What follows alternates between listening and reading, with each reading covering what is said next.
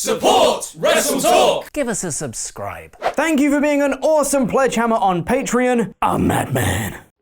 Hello and welcome to the WrestleTalk Stacked News. I am Chopper Pete Quinnell. Ollie is off today preparing his sleep schedule for SummerSlam weekend, as he and Luke will be reacting live along with you for both NXT TakeOver Toronto and SummerSlam. So today, I'm filling in his place. Make sure to check out those live streams in particular, as this weekend we'll see the culmination of Season 2 of Wrestle League, the predictions league that we run between ourselves and with our lovely pledgehammers on Patreon as well. But SummerSlam won't just see the culmination of Season 2, but Season 3 will begin with the same show. So if you want to get involved with Season 3, head on over to our Patreon now. We've got a packed show for you today on the news, including Bayley criticizing WWE's treatment of the Women's Tag Team Championships, AEW announcing a brand new match and brand new signings for All Out on August 31st, and Roman Reigns' SummerSlam plans potentially being scrapped. Click the timestamps in the video description below to be taken to any of those stories right now, and press the thumbs up, subscribe, and bell icon to enable notifications and help us get closer to our next goal of 750,000 subscribers, because once we do, you'll unlock some extra content from us. But now let's get into the news. This Sunday at SummerSlam, Becky Lynch is set to defend her Raw Women's Championship against Natalya in a submission match. And while Lynch has been carrying the women's division, especially since Ronda Rousey left after WrestleMania, for a little while she was simply Seth Rollins' girlfriend in a feud with Lacey Evans and Baron Corbin. Luckily for Lynch, she's now back to just being her usual badass self, and she said as much in an interview with Sporting News. I think it was cool to see us side by side, but we both have our own divisions to carry right now. So I think let me go and do my own thing, let him and go do his own thing. We'll be fighting and defending for my championship and hopefully his championship after SummerSlam. I think when you see two badasses fighting together, that's cool. When you hear about them being in a relationship every few minutes, not so cool. Ha ha ha ha ha ha ha. I assume that's how Becky Lynch laughs. Did you know that Becky Lynch and Seth Rollins are dating?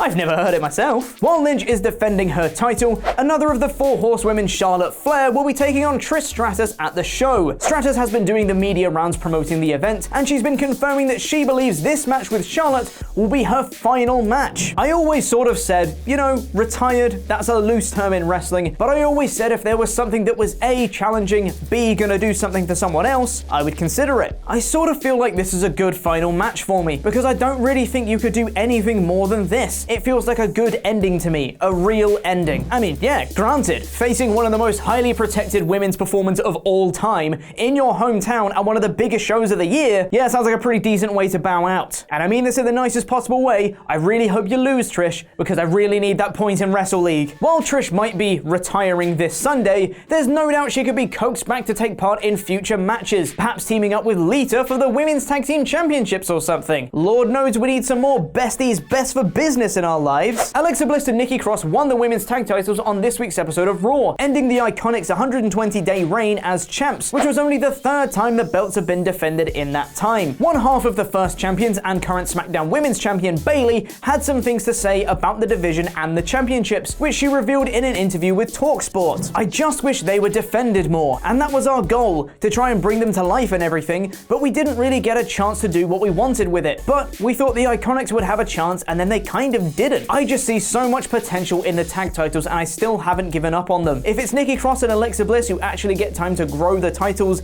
then I'm happy with that. As long as they get out there and they're represented how they should be, I'll be happy. Alexa Bliss appears to be a backstage favorite among the higher-ups, so hopefully the Women's Tag Team Championships are more highly featured now, especially since Bliss just defeated the number one contender to the SmackDown Women's Championship on SmackDown for no reason.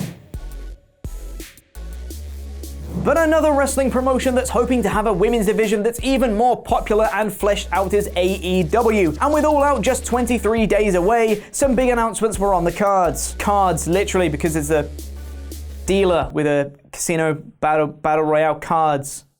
During the latest episode of The Road to All Out, Brandi Rhodes revealed that at All Out there will be a casino battle royale, with the winner getting a shot at the AEW Women's Championship. The Women's Championship has previously been revealed to crown its first champion on the debut episode of AEW TV on October 2nd. But on top of this, AEW also announced that they have signed even more women to their roster, including Ivelisse, who's done some stellar work in Lucha Underground, Jazz, the former WWE star who now has a shaved head and looks awesome, and Teal Piper, the real-life daughter of Rowdy Roddy Piper. Maybe she could enter the ring wearing his jacket or something. Oh wait, no, sorry.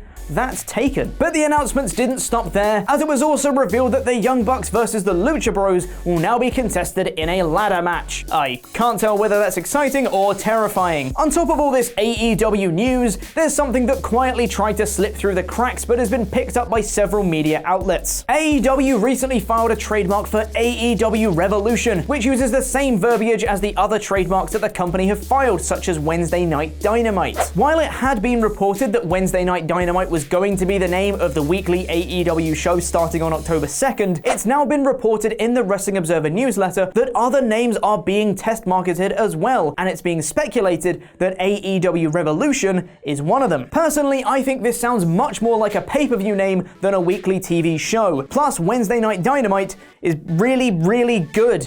They should use that, because it's cool. If you didn't know, I'm the authority on what's cool. And you want to know what else is cool? The Wrestle League! The conclusion of Season 2 of Wrestle League is coming this Sunday at SummerSlam. And as always, whoever loses this season has to do a music punishment video. Previous versions have included Mike and Maria Kanellis' theme and sexy boy Shawn Michaels' theme. Now the power is in your hands as we open it up to you to decide what song the loser has to perform after this Sunday. Vote in the poll above my head right now, where you can choose from. There ain't no stopping us now. We're celebrating on the floor. They're driving ready to go. Get ready to go. Pull up your pants and do the Muscle Man dance.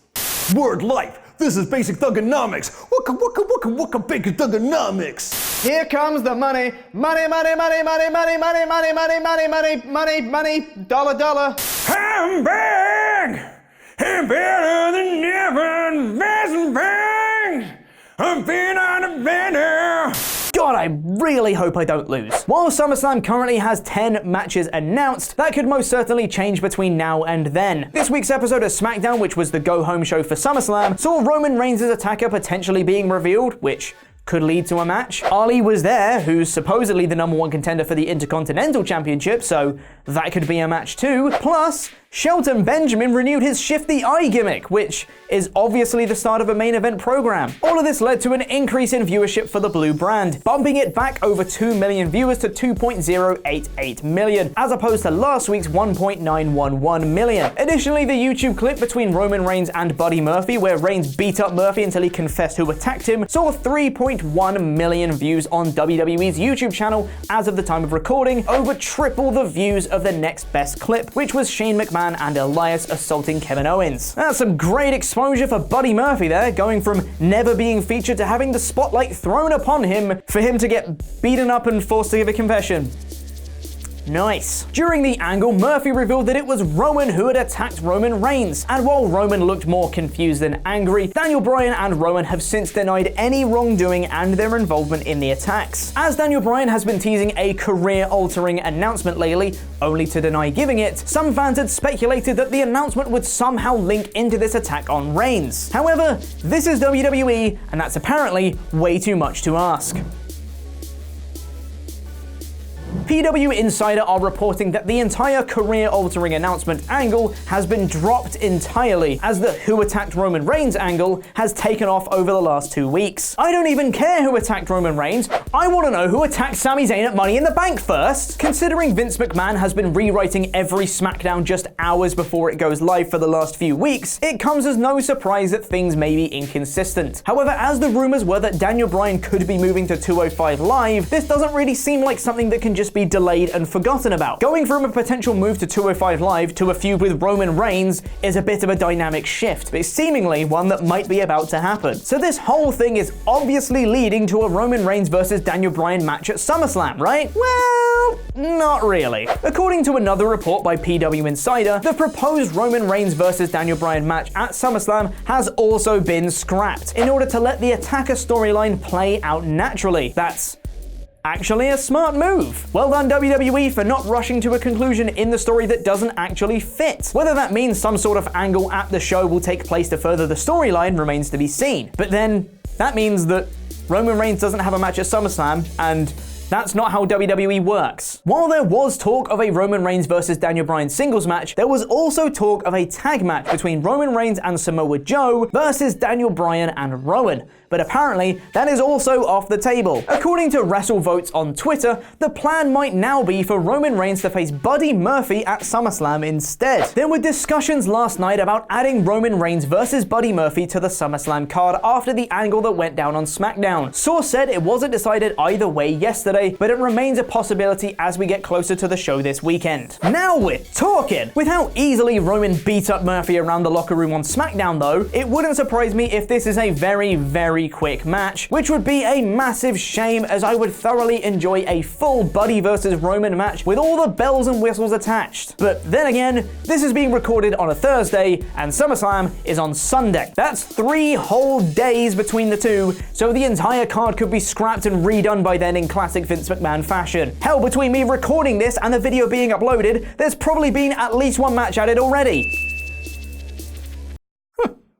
Would you look at that? It's been a match added. Vince McMahon versus time constraints. What a match. Have the Borderlands 3 publishers attempted to silence a YouTuber by sending investigators to their house? Mental. Laurie and housemate Simon will be going through all the details in Screenstalker today, but also Luke attempts to beat Castlevania, a game he has never defeated. Check out this clip and head over there now. So you've been this close to greatness for most of your life. Yeah, for like 20 years. I'd say for a good let's say 25 years I have been close to greatness. This is history in the making. It's coming home, it's coming home, it's coming. Castlevania's coming home. Come on, Dracula's castle. I've got you, mate.